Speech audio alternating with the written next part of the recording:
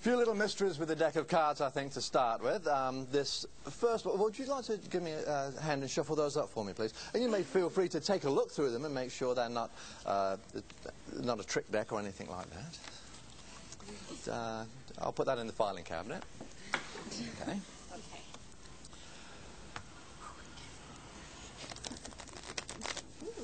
Very professional, yes.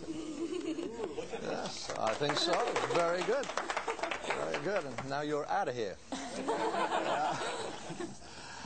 Every magician does a trick with the aces, and I'm no exception. I'd like to show you a little mystery using the four aces. Let me see if I can't find them. You didn't palm any of them out, did you? That's why you was doing that.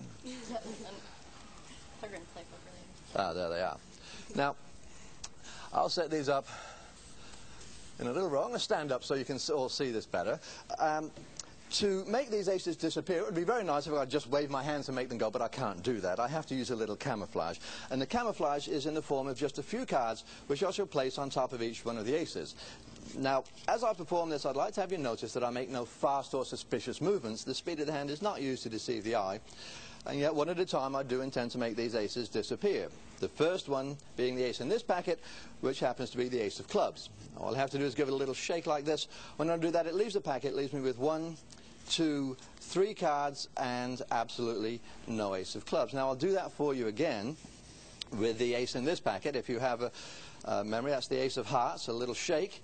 And that disappears, leaves me with 1, 2, 3, and 4 cards, but no ace. I'll show you those again, front and back. Look, 1, 2, 3, and 4 cards. The ace has disappeared. Now, if you have a good memory, you'll remember that along with the ace of spades are these 3 cards. That's a jack of diamonds, a 7 of spades, and a jack of clubs. So in reverse order, that would be the jack of clubs, the 7 of spades, and the jack of diamonds. This then must be the ace, but you can see, of course, it isn't. Now, one more chance. Again, nothing fast, nothing suspicious. There's the ace. Just a little shake, and it's gone. 1, 2, 3, 4 cards. I'll show you those cards. The ace is absolutely gone, front and back. Now, those aces had to go somewhere. They obviously didn't just disappear into the air, and perhaps when you weren't looking, I managed to sneak them into the rest of the deck. And perhaps I can find them by simply spelling.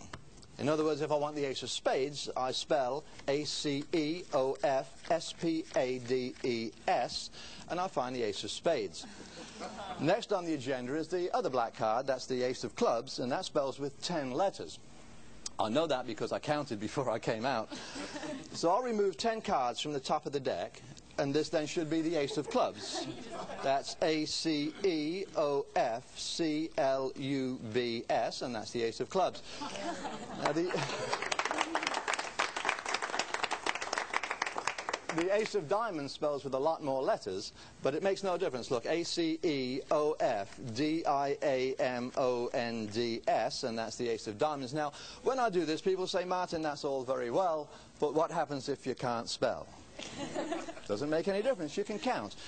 Well, we'll take the top card, happens to be a 9, and look 9 cards away. 1, 2, 3, 4, 5, 6, 7, 8, 9. You see, it doesn't matter if you spell or count. If you do it right, you'll always find the aces.